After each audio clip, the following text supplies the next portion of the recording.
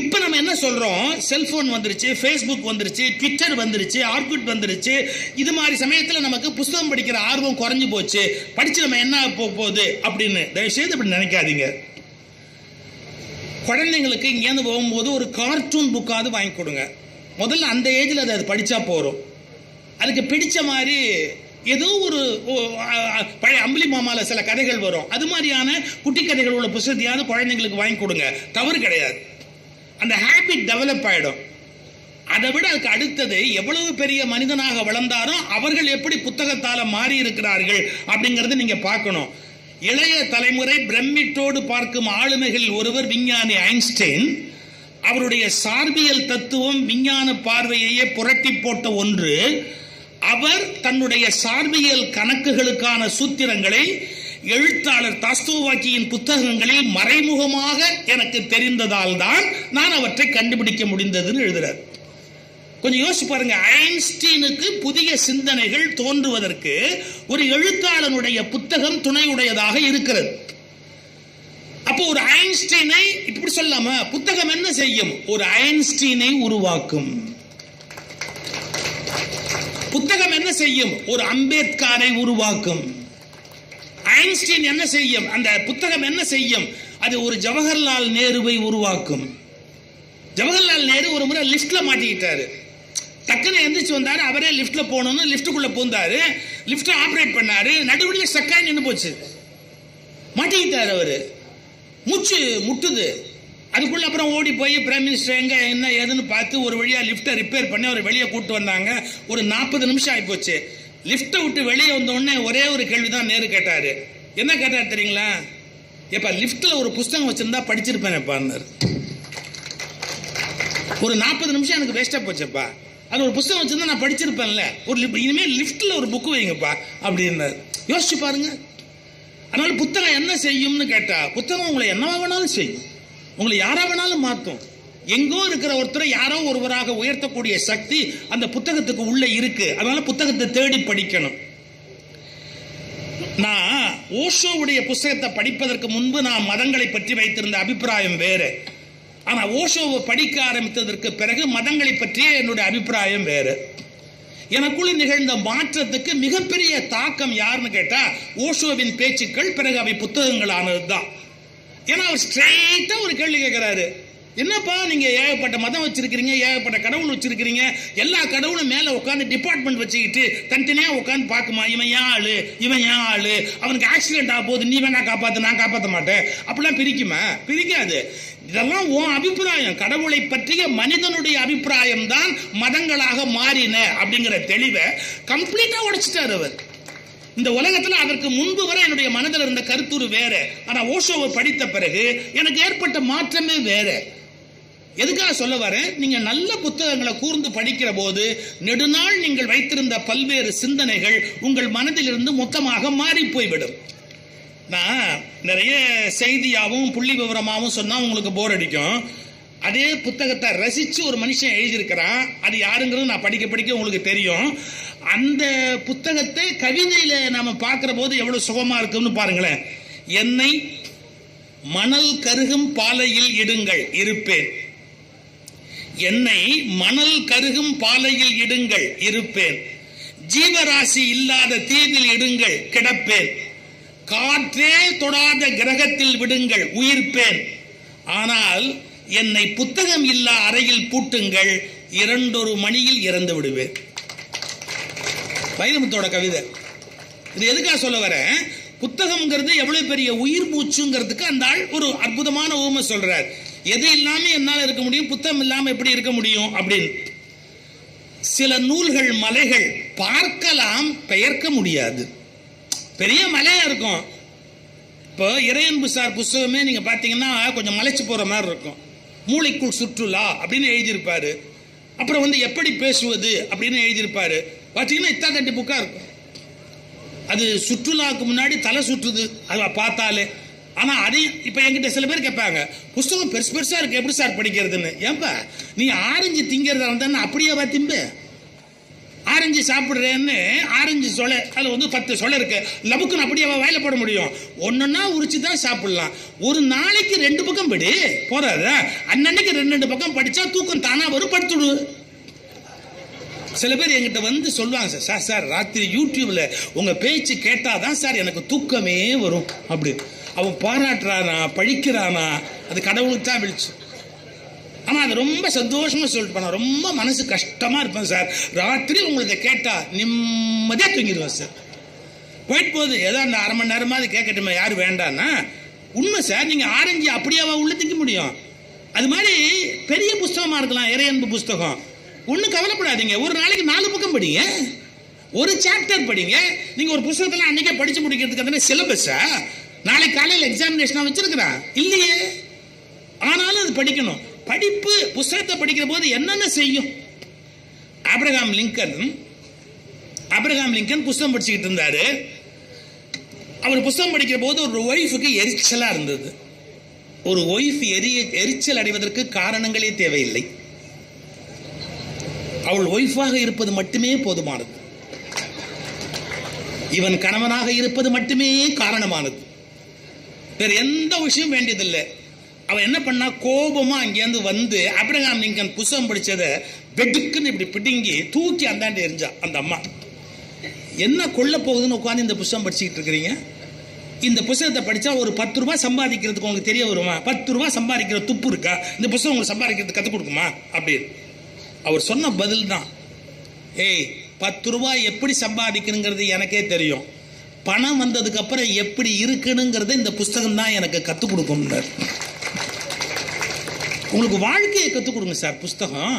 நீங்க எப்படி வாழணுங்கிற பேர் உண்மையை கற்றுக் கொடுங்க சார். இந்த பகவத்கீதைன்னு ஒரு புக்கை படிக்கலைன்னா மகாத்மா காந்தி லைஃப் என்ன இருக்கும்? கர்மயோகம்ங்கிறத வந்து இந்திய விடுதலை போராட்டத்தில் அவர் கொண்டு வந்து நுழைக்கிறாரு. அது எப்படி மகாத்மா காந்திக்கு சாத்தியமாச்சு? அந்த கீதைங்கிற புக்கு தானே அவருக்கு ஒரு டிரான்ஸ்ஃபர்மேஷனுக்கு காரணம். இன்னும் நிறைய காரணங்கள் இருக்கு, அது வேற சமாச்சாரம். ஆனால் அது ஒரு பெரிய காரணம். சில நூல்கள் மலைகள் பார்க்கலாம், பெயர்க்க முடியாது. அவர் கவிஞனுக்கே உள்ள குறும்பு. சில நூல்கள் சாலை ஓர பெண்கள் ரசிக்கலாம், பின்பற்றக்கூடாது. சில நூல்கள் சாலை ஓர பெண்கள் ரசிக்கலாம், பின்பற்றக்கூடாது. சில நூல்கள் கண்ணாடிகள் நித்தம் ஒரு முறை பார்த்தாக வேண்டும். அது மாதிரி ஒரு நூல் சொல்லுங்க பாப்பா, டெய்லி அந்த நூலை பார்த்தே ஆகணும். திருக்குறள். நீங்க லைஃப்ல எது செஞ்சாலும் எது செய்யாட்டாலும் இந்தியன் பீனல் கோடு பத்தி கவலையா சரியில்லையான்னு பார்க்காதீங்க. திருக்குறள் நெறிப்படி அது சரியில்லையான்னு பாருங்க, உங்க லைஃபே சேஞ்ச் ஆயிடும். ஒரு மனுஷன் தன் வாழ்க்கையில எப்படி நடந்து எப்படி வாழ்க்கையை நடத்தணும் அப்படிங்கிறதுக்கு தினம் ஒரு தடவை திருக்குறள் இப்படி திருப்பி பாருங்க. ஒரு குறளை பாருங்க, அந்த ஒரு குறளை அன்னைக்கு முழுக்க யோசிச்சு பாருங்க. உங்க லைஃப் சேஞ்ச் ஆகலைன்னா என் பேரை மாத்திக்கிறேன். ஒரே ஒரு குறள் படிங்க பாருங்க, அன்னைக்கு முழுக்க அதை யோசிங்க. உங்களுக்கு 100 விஷயத்துல அதே குறள் அப்ளை ஆகும். எப்படின்னு தெரியாது, அது உங்க வாழ்க்கையவே மாற்றக்கூடிய சக்தி உடையது. அதான் திருக்குறள் இருக்கிற ஆச்சரியம். சில நூல்கள் கண்ணாடிகள் நித்தம் ஒரு முறை பார்த்தாக வேண்டும். சில நூல்கள் விலை மகளிர் முடிந்ததும் மறந்து விட வேண்டும்.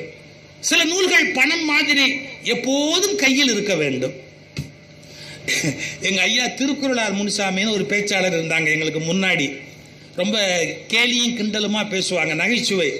அவர் ஒரு வார்த்தை சொல்வாரு, நீ படிக்கலையோ ஒரு 7-8 புஸ்தகம் வாங்கி உன் ரூம் ஷோகேஸில் வச்சுக்கோ. அவர் சொல்லி இப்படி தான் பேசுவார், உன் வீட்டு ஷோகேஸில் ஒரு 10 புஸ்தகமாவது வாங்கி வை, அப்போதான் எவனாவது படித்தவன்னு ஏமாந்து பொண்ணு கொடுப்பான். இல்லைன்னா நீ படிக்காத முண்டோன்னு சொல்லி விட்டுட்டு போடுவான். அதனால ஒரு 4 நல்ல புஸ்தகமாக வாங்கி உன் வீட்டு ஷோகேஸில் வெய்யி அப்படிம்பார் திருக்குறள் முனுசாமி. நம்ம படிக்கிறோமோ படிக்கலையோ சில புஸ்தகம் நம்ம வீட்டில் இருந்தாகணும். சில நூல்கள் பணம் மாதிரி எப்போதும் கையில் இருக்க வேண்டும். புத்தகத்தின் புனிதம் எத்தனை பேர் அறிவார்?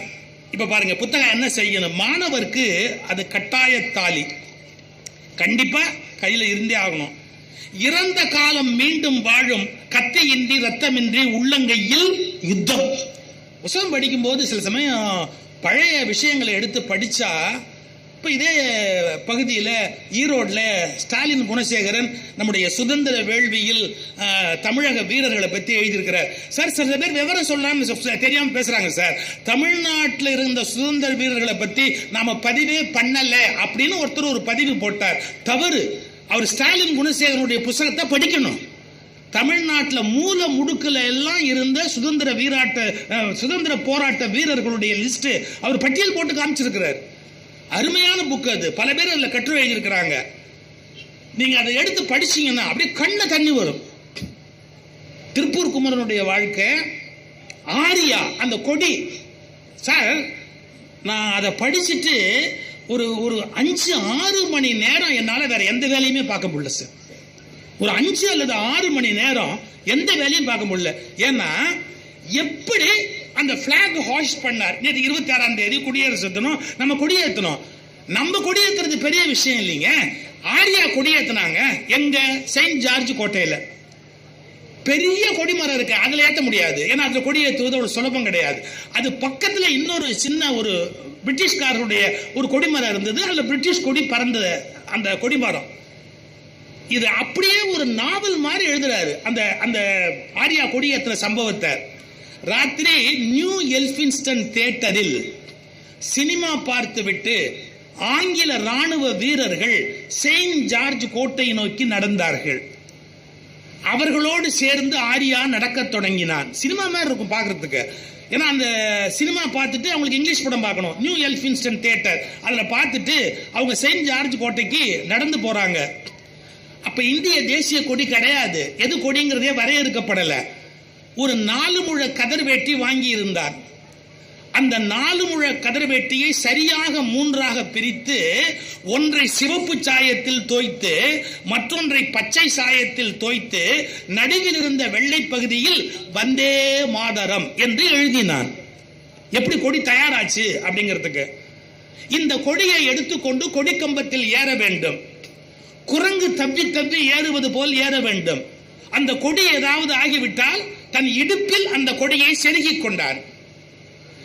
அந்த கொடிக்கம்பத்தில் அப்படி தப்பி தப்பி தப்பி மேலே ஏறான் ஆரியா. மேலே ஏறும்போது சென்னை லைட் ஹவுஸ் அப்போ ஹைகோர்ட்ல அந்த சென்னை கலங்கரை விளக்கத்தின் விளக்கு தன் மீது பட்டுவிட்டால் ஆங்கில வீரர்கள் கண்டுபிடித்து விடுவார்கள் என்று கொடிக்கம்பத்தில் பம்மி பதுங்கிக் கொண்டு அந்த சுடல் விளக்கின் வேகத்திற்கு ஏற்ப நகர்ந்து மேலே போகிறான்.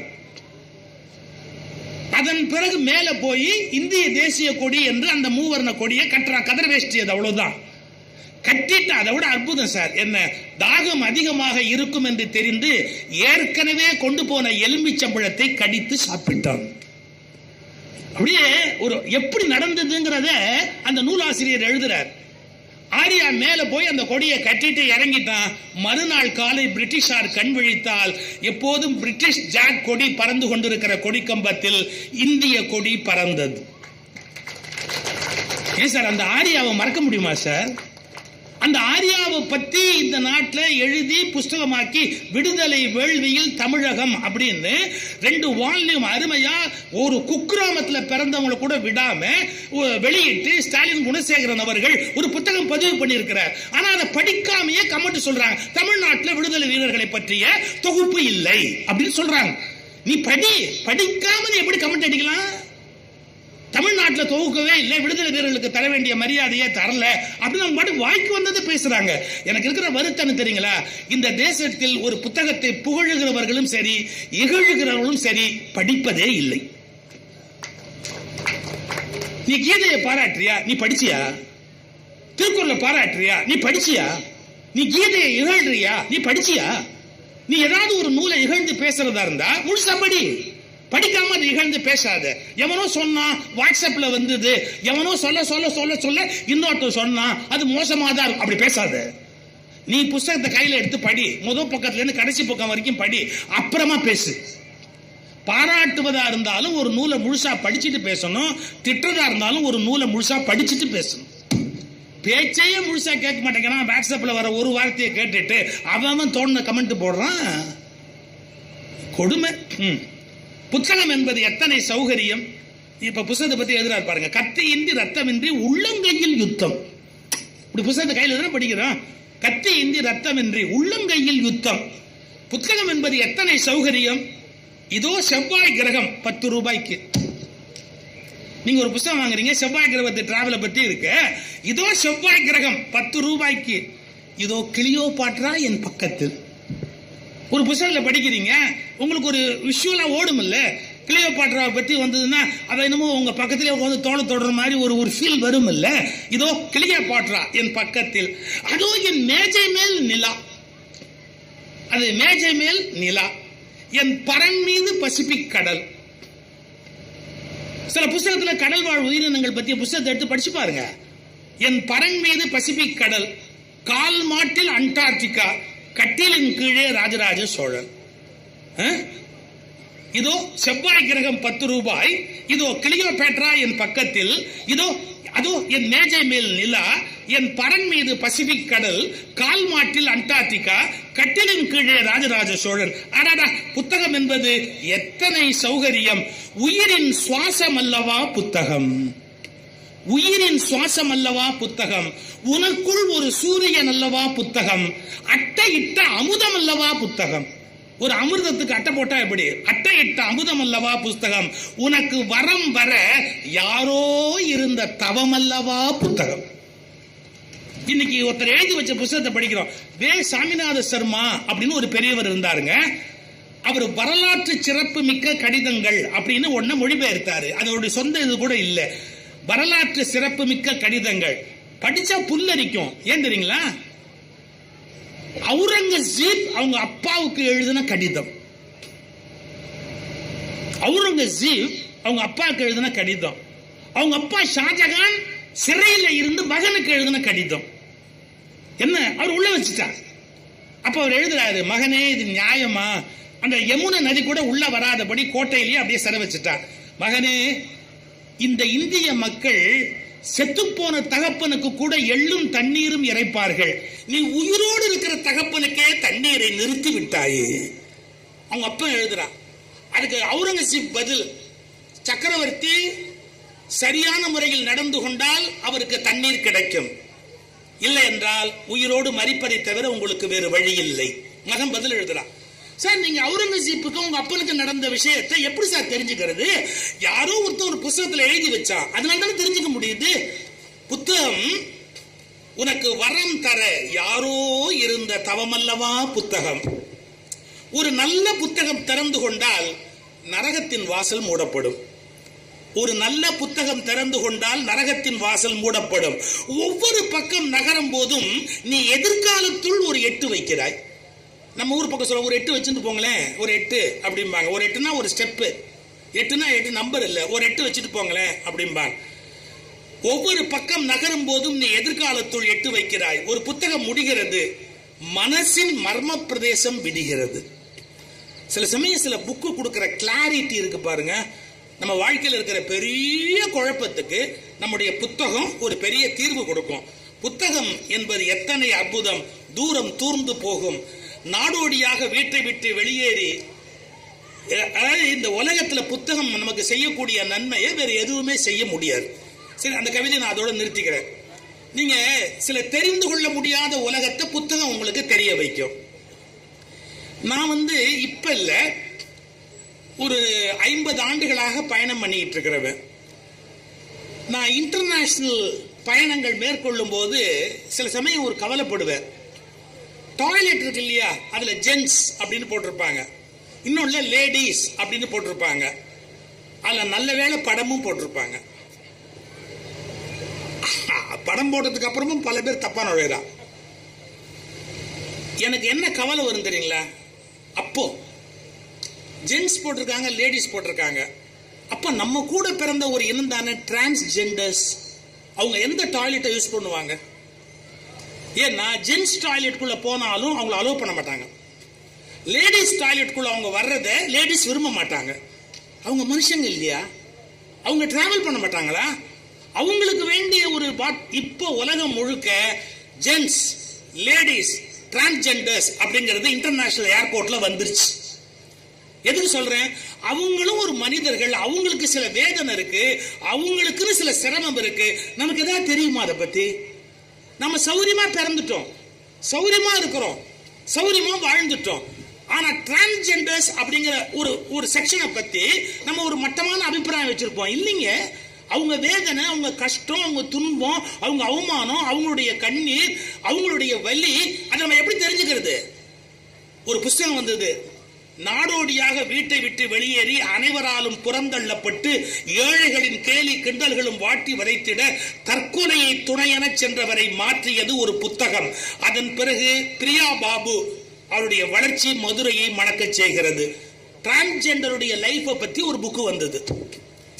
அதை நீங்க படிச்சாதான் நமக்கு புரியாத ஒரு வாழ்க்கை இருக்கு, நமக்கு சுத்தமா தெரியாத ஒரு வாழ்க்கை. நீங்க யோசிப்பீங்க, நமக்கு அது தெரிஞ்ச என்ன போகுது, நமக்கு அது தெரியாட்டி என்னன்னு. மன்னிச்சுக்கோங்க, இன்னொருத்தர் கஷ்டம் நமக்கு தெரியலன்னா நம்ம உயிரோடு இருக்கிறதுல அர்த்தமே இல்லை. மற்றவங்க கஷ்டம் என்னன்னு நமக்கு தெரியணும். ஒரே ஒரு நிமிஷம், திருவள்ளுவர் எழுதுறாரு, அறிவினால் ஆவது உண்டோ பிரிதின் நோய் தன்னோய் போல் போற்றார் கடை. நீ என்ன படிச்சு என்னடா பிரயோஜனம்? அடுத்தவன் கஷ்டம் என்னன்னு உனக்கு தெரியல, அப்புறம் நீ என்ன மனுஷன்? திருவள்ளுவர் கேட்கிறார், அறிவினால் ஆவது உண்டோ பிரிதின் நோய் தன்னோய் போல் போற்றார் கடை. இந்த இடத்துல நான் ஒன்று சொல்றேன், டிரான்ஸ்ஜெண்டர்ஸுக்குன்னு ஒரு லைஃப் கஷ்டம் இருக்கு, அதை நம்ம தெரிஞ்சுக்கணும் அப்படின்னு சொன்னா நீங்க டிரான்ஸ்ஜெண்டரா மாற முடியாது. ஆனா அந்த புத்தகத்தை எடுத்து படிச்சீங்கன்னா ஒரு டிரான்ஸ்ஜெண்டருடைய துன்பம் என்ன அப்படிங்கறத தெளிவா புரிஞ்சுக்க முடியும். அதனால உங்களுக்கு புரியாத பல விஷயங்களை புரிய வைக்கக்கூடிய சக்தி புத்தகத்துக்கு இருக்கிறது. மகாத்மா காந்தியை கேட்கிறாங்க, 1 கோடி ரூபாய் கிடைத்தால் என்ன செய்வீர்கள்? காந்தி சொன்னார், ஒரு நூலகம் கட்டுவேன். காந்தியோட விருப்பம், 1 கோடி ரூபாய் கிடைத்தால் என்ன செய்வீர்கள்? ஒரு நூலகம் கட்டுவேன். அப்புறம் பேரறிஞர் அண்ணாவை விமானத்துல டிக்கெட் போட்டு ராஜாராம் அவர்கள் அனுப்ப நினைக்கிறாரு. ரயில்ல போடுப்பா, 3 நாள் ட்ரெயின்ல போனா படிச்சுக்கிட்டே போலாம்ப்பா, நிறைய புத்தகம் படிக்கலாம் அப்படிங்கிறார் அண்ணா. புத்தகங்கள் பயங்கரமான போராட்ட ஆயுதங்கள் எவை? யார கேட்கிறாங்க? மார்ட்டின் லூதர் கிங்க கேட்கிறாங்க. பயங்கரமான போராட்ட ஆயுதங்கள் எவை என கேட்கப்பட்ட போது புத்தகங்கள் தான் என்றார் மார்ட்டின் லூதர் கிங். இல்லாட்டி பாரதி இப்படி எழுதுவாரா? ஆயுதம் செய்வோம், நல்ல காகிதம் செய்வோம்.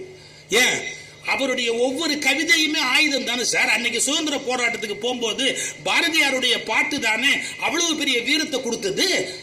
அது காகிதத்தில் அச்சா இருந்தாலும் அது காகிதம் இல்லை, ஆயுதம். யோசிச்சு பாருங்க. பயங்கரமான போராட்ட ஆயுதங்கள் எவை என கேட்கப்பட்ட போது புத்தகங்கள் என்றாராம் Martin Luther King. Doctor Ambedkar தனிமை தீவில் தள்ளப்பட்டால் என்ன செய்வீர்கள் என்று கேட்டபோது புத்தகங்களுடன் மகிழ்ச்சியாக வாழ்ந்து விடுவேன் என்றார் ஜவஹர்லால் நேரு. இந்த உலகத்திலேயே சார் எது பெரிய கண்டுபிடிப்பு? நம்ம இப்படி வச்சுக்கோமே, முதல்ல நெருப்பை கண்டுபிடிச்சத சொன்னாங்க. நமக்கு நெருப்புன்னு ஒன்று கண்டுபிடிக்கிறதுக்கு முன்னாடி வரைக்கும் இந்த உலகத்தோட வளர்ச்சி இல்லை. ஏன்னா உணவை சமைச்சு சாப்பிடலாம் அப்படிங்கிறது நமக்கு தெரியாது. காட்டில் தீப்பற்றி மாமிசங்கள் கருகிய பிறகுதான் நெருப்புல ஒன்ன வேக வச்சு சாப்பிட்டா சுவையா இருக்கும் அப்படிங்கிறது மனுஷனுக்கு எட்ட ஆரம்பிச்சது. நெருப்பு கண்டுபிடிக்கப்பட்ட பிறகுதான் மனித நாகரிகம் முதல் வளர்ச்சி அடையுது. அப்புறம் 2வது எப்படா வளர்ச்சின்னா வட்டம்ங்கிறத கண்டுபிடிச்ச போதுதான். ஏன், இப்ப நீங்க இந்த காரை நகர்த்தணும்னா இவ்வளவு பெரிய வெயிட்டை நகர்த்த முடியாது. கீழே 4 சக்கரத்தை வச்சுட்டீங்கன்னா காரை ஈஸியா தள்ளிடலாம். ஃப்ரிட்ஜ் வெயிட்டா இருக்கும், கிரைண்டர் வெயிட்டா இருக்கும், கீழே 4 வீல் வச்சுட்டீங்கன்னா நகர்த்திடலாம். இந்த வட்டம் சக்கரம் அப்படிங்கறத கண்டுபிடிச்ச உடனே தொழிற்புரட்சி என்பது ஏற்பட்டு உலகத்துல ஒரு மிகப்பெரிய மாற்றம் ஏற்பட்டது. இந்த மாதிரி உலகத்தோட வளர்ச்சியை கணக்கிட்டவங்க என்ன சொல்றாங்க, இப்ப நம்ம கண்டுபிடிச்சிருக்கோம் கேஜெட்ஸ், இப்ப நம்ம கண்டுபிடிச்சிருக்கிற இந்த கேஜெட்ஸ் வந்து நம்முடைய அறிவின் வளர்ச்சிக்கு உச்சகட்ட நிலை அப்படிங்கிறாங்க. ஆனால் மனித குல சிந்தனையாளர்கள் என்ன சொல்லுகிறார்கள் என்று கேட்டால், இந்த உலகத்தின் மிகப்பெரிய கண்டுபிடிப்பு மொழி அப்படின்னு எழுதுறாங்க. கொஞ்சம் யோசிச்சு பாருங்களேன், ஒரு மொழின்னு ஒண்ணு இல்லைன்னா நான் என்ன சொல்றேன்னு உங்களுக்கு புரியுமா? இப்பவே புரியல. நான் என்ன சொல்ல வரேன் அப்படிங்கிறது உங்களுக்கு எப்படி புரியும்? ஒரு மொழின்னு ஒண்ணு இருக்கிறதால தானே புரியுது. இப்ப இந்த மொழிங்கிறது தான் மனித குலத்தின் மிகப்பெரிய கண்டுபிடிப்பு. ஏன், என் அனுபவங்களை நான் மொழியில் பதிவு செய்கிறேன். என் அனுபவங்களை அடுத்த தலைமுறைக்கு நான் மொழியின் மூலம் கடத்துகிறேன். என்னுடைய நினைவுகளை இன்னும் வருங்காலத்தில் 1000 ஆண்டுகள் கழித்தாலும் அவர்கள் புரிந்து கொள்ளக்கூடிய வகையில் நான் பதிவு செய்கிறேன். கொஞ்சம் யோசிச்சு பாருங்க, மொழின்னு ஒண்ணு கண்டுபிடிக்க முடியாம போயிருந்தா இந்த உலகத்தோட நாகரிகம் என்ன இருக்கும்? ஆனா இந்த உலகத்தின் ஆகச்சிறந்த கண்டுபிடிப்பு மொழி, அந்த மொழியின் மிகச்சிறந்த கண்டுபிடிப்பு புத்தகங்கள். ஏன் புத்தகத்தில் தானே எழுதி வைக்கிற பழக்கம் வந்தது. ஒரு அனுபவத்தை திருவள்ளுவர் புத்தகத்தில் தானே எழுதி வச்சிருக்கிறாரு. வாழ்க்கையை எப்படி நடத்தணும் அப்படிங்கிற உண்மையெல்லாம் எழுதி வச்சிருக்கிறாரு. என் கல்லறையில் மறவாமல் எழுதுங்கள், இங்கே ஒரு புத்தக புழு உறங்குகிறது. யாரோட தெரியுமா? Bertrand Russell. என் கல்லறையில் மறக்காமல் எழுதுங்கள், இங்கே ஒரு புத்தக புழு உறங்குகிறது. இன்னொருத்தருடைய ஸ்டேட்மெண்ட் சொல்லட்டுமா? ஒரு குழந்தைக்கு நீங்கள் வாங்கி தரும் ஆகச்சிறந்த பரிசு புத்தகம் தான். Winston Churchill. ஒரு குழந்தைக்கு நீங்க வாங்கி கொடுக்கக்கூடிய ஆகச்சிறந்த பரிசு. மதம் கடந்த மதமற்ற கண்ணோட்டத்தில் சமூகத்தில் குடும்பத்தில் மனித வாழ்வின் விழுமியங்களை உலகத்தில் முதலில் பதிப்பித்தவர் கன்ஃபூஷியஸ். எல்லாம் எழுதி வச்சாங்க. கொஞ்சம் உலக மதங்களை பத்தி தெரிஞ்சவங்களுக்கு தெரியும். தாவோயிசம்னு ஒண்ணு இருக்கு. அந்த தாவோயிசம் அப்படிங்கிறது நாட்டை விட்டு அவர் வெளியே போகும்போது அந்த ஊர் காவல்காரன் நிறுத்திட்டான். நீ பெரிய அறிவாளி, நீ எங்க நாட்டை விட்டு போயிட்டா நஷ்டம், உனக்கு இருக்கிற அறிவை எல்லாம் மரியாதையா இறக்கி வச்சுட்டு போ, உன் அறிவை எனக்கு இறக்கி வச்சுட்டு போ, எங்க நாட்டு மக்களுக்கு இறக்கி வச்சுட்டு போ. அவர் அப்ப வேற வழி இல்லாம எழுதுறாரு. அப்படி எழுதி கொடுத்ததுதான் தாவோயிசம். இது எதுக்கு சொல்ல வர? ஒரு மனிதனுடைய சேமிக்கப்பட்ட அறிவு வீணாயிடாம இருக்கணும்னா அது புத்தகத்தில் தரப்பட வேண்டும். நான் படிச்ச பொன்மொழியிலேயே பயங்கரமான ஒரு பொன்மொழி என்ன தெரியுங்களா? இந்த உலகத்தில் அதிக வெல்த், அதிக செல்வம் எங்கே இருக்கிறதுன்னு கேட்டான். இந்த உலகத்தில் அதிக செல்வம் எங்கே இருக்கிறது? கல்லறையில்னு சொன்னான். ஏன்னா பல மனிதனுடைய அறிவு இறந்த உடனே இல்லாம போயிடுது இல்ல. இந்த உலகத்திலேயே அதிகமான வெல்த் ஒளிந்திருக்கிற இடம் எதுன்னு கேட்டா கல்லறை. போயிடுது. அவன் இறந்து போயிட்டா அவனுக்கு தெரிஞ்சதெல்லாம் போயிடுது. அப்படி ஆகாதபடி காப்பாற்றணும்னா அவன் எழுதி வைக்கணும்ல. அப்படி எழுதி வைக்கிறது தானே புஸ்தகம்னு பேரு. அப்படி புத்தகங்கள் இந்த உலகத்தின் மிகப்பெரிய செல்வத்தை காப்பாற்றுகிற கருவூலங்களாக விளங்குகின்றன. மனிதனுடைய வாழ்க்கையை கீழிருந்து மேலே உயர்த்துகிற ஒரு மருந்தாக, அருமருந்தாக விளங்குகின்றன. இன்னொரு ஆச்சரியமான செய்தி சொல்றேன். சீனாவில் ஒரு பழக்கம் உண்டா.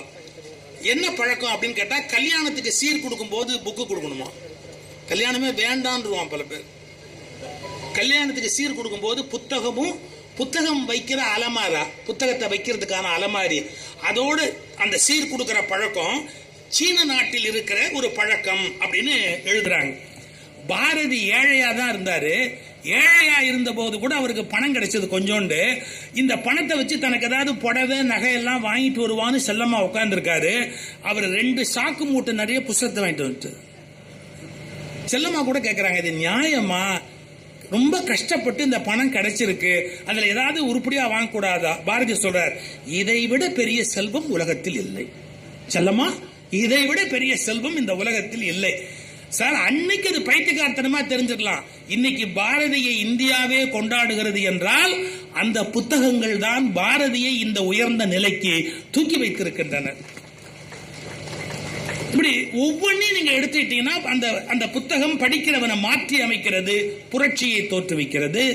ஒண்ணு இல்ல சார், கார்ல் மார்க்ஸோட தஸ் கேபிட்டல் அப்படிங்கிற ஒரு நூல் எவ்வளவு பெரிய மாற்றத்தை ஏற்படுத்துச்சு.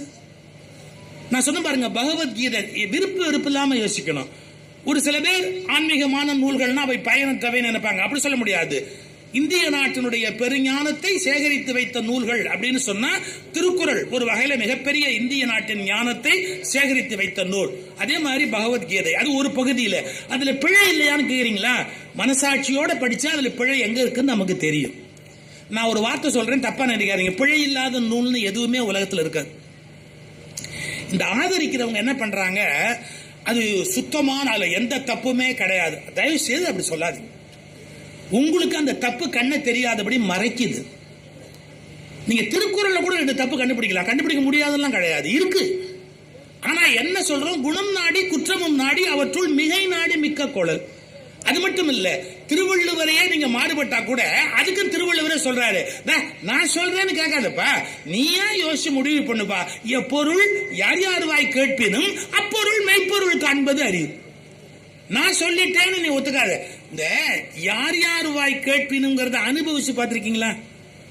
இப்ப நான் சொல்றேன் பாருங்க, எப்பொருள் யார் யார் வாய் கேட்பினும், பிரிச்சிருங்க. யார் யார் வாய் கேட்பினும் ஒண்ணு இல்லைங்க. ஒரு கம்பெனி, இது நீங்க படிச்சிருப்பீங்க செய்தி, ஒரு கம்பெனில பேஸ்ட் இந்த பேஸ்ட் விற்பனையை கூட்டணும்னு சொல்லி கம்பெனியோட மேனேஜிங் கமிட்டி உட்கார்ந்து டிஸ்கஸ் பண்றாங்க. இந்த பேஸ்ட் விற்பனையை எப்படி கூட்டலாம் அப்படின்னு. ஒரு கம்பெனி போர்டு மீட்டிங் நடக்கிற போது காஃபி சர்வ் பண்ணுவார்ல ஒருத்தர், அவர் குழந்தை எல்லாருக்கும் காஃபி வைக்கிறார். 6 hours டிஸ்கஷன் போகுது. அந்த பேஸ்ட் விற்பனையை எப்படி கூட்டலாம்னு யாருக்கும் தெரியல. இவங்க எல்லாம் தலையை பிச்சுக்கிறாங்க. இந்த காஃபி வச்சவர் சொன்னாரு, நான் ஒரு யோசனை சொல்லட்டுமா? உங்களுக்கு பாருங்க, MBA படிச்சவனுக்கு கோபம் வரும். நாம இவ்வளவு படிச்சிருக்கிறோம், நமக்கு தெரியாது. இந்த பையன் காப்பி கொண்டாந்து வைக்கிறவன் எவ்வளவு திமிரா பேசுறாங்க. எப்படி அப்படின்னா, ஒன்னும் இல்லைங்க, இந்த பேஸ்ட பிதுக்குனா வெளியில வர்ற வாய் இருக்குல்ல, ஆமா, அதை கொஞ்சம் அகலமாக்குங்க. ஏன் எல்லாரும் யூசுவல் பிரஷர்ல தான் அமுக்குவான். ஆனா இப்ப வச்சிருக்கிற வாயை விட பெருசாக்கிட்டீங்கன்னா கூட கூட கொஞ்சம் வெளியில வரும். 30 நாள் பேஸ்ட் யூஸ் பண்றவன் 25 நாள்லயே தீர்ந்து போயிடும். ஒரு 5 நாளைக்கு திரும்பி இன்னொரு பேஸ்ட் தான் எடுத்தாகணும். அப்படி மட்டும் ட்ரை பண்ணுங்களேன். செஞ்சான், பல கோடி சம்பாதிச்சிட்டான். இப்ப நீங்க யோசிக்கணும், எப்பொருள் யார் யார் வாய் கேட்பினும். சார், இவன் சாதாரணமான ஆளு நினைக்காதீங்க சார். தெருவில் போற ஒருத்தனா இருப்ப, அவன் திடீர்னு ஒரு யோசனை சொல்லிட்டு போவான். நான் ஏதோ தமாஷுக்கு சொல்றேன்னு நினைக்காதீங்க. பெரிய இன்ஜினியர் சார், கார் ஓட்டிக்கிட்டு போனார் சார். கார் என்ன ஆகி போச்சு அப்படின்னா, ஒரு டயர் பஞ்சர் ஆகி போச்சு. அந்த டயரை கழட்டி ஸ்டெப்னி டயரை எடுத்து திரும்பி மாட்டுறாரு சார் அவரு. அப்படி மாட்டும் போது என்ன ஆகி போச்சு, மழை வந்தது திடீர்னு. இவர் அதை நட்டை கழட்டுவார் பாருங்க, அந்த அந்த டயர் மாட்டி இருக்கிற நட்டை அதை கழட்டி இப்படி ஒரு ஓரமா வச்சிருந்தார் சார். மழை வந்தது, வேகத்துல அடிச்சுட்டு போய் சாக்கடையில் விழுந்துச்சு. இவர் எப்படி சார் போவார் இப்போ? நீ எவ்வளவு பெரிய மெக்கானிக்கல் இன்ஜினியரா வேணா இரு, இவர் அப்படியே ஐயோ 4 நட்டும் தண்ணிக்குள்ள போயிடுச்சு, இப்ப நான் எப்படி இந்த டயரை மாட்டி எடுத்துட்டு போறதுன்னு கலையை பிச்சுக்கிறாரு மெக்கானிக்கல் இன்ஜினியர். அப்போ சௌத்தை எட்டி ஒருத்தன் பார்த்துக்கிட்டே இருந்தவன் சொன்னான், புட முட்டாள், இதுக்காக யாராவது யோசிப்பாங்களா? 4 டயர் இருக்குல்ல, இன்னும் 3 டயர் இருக்குல்ல, ஆமா, அதுல இருந்து ஒவ்வொரு நட்டை கழட்டி இதுல போடு. 3 டயர் இருக்குது இல்ல, அல்ல 4 நட்டு இருக்குன்னு அவசியம் இல்ல. நட்டு கழண்டவன் எவ்வளவு பேர் எங்கெங்கயோ இருக்கிறான். டயர் கொஞ்ச நேரம் நட்டு கழண்டா ஒன்னும் நஷ்டம் இல்ல. நீ போய் நட்டு கடையில வாங்குற வரைக்கும் தானே உனக்கு வேணும். இதை என்ன பண்ணு, டயர்ல ஒவ்வொரு நட்டை கழட்டு. 3 நட்டு கிடைக்குமா, இதுக்கு போட்டுரு, இதே போட்டு ஓட்டிக்கிட்டே போய் நட்டை வாங்கிட்டு போட அப்படின்னு. இந்த மெக்கானிக்கல் இன்ஜினியர் திகச்சு போயிட்டான். என்னடா அது, நமக்கு தோணவே இல்லை, இவன் சொல்றானே. அப்படி திரும்பி பார்த்தா அங்க போர்டு போட்டிருக்கு, மனநலம் பாதிக்கப்பட்டவர் மருத்துவமனை.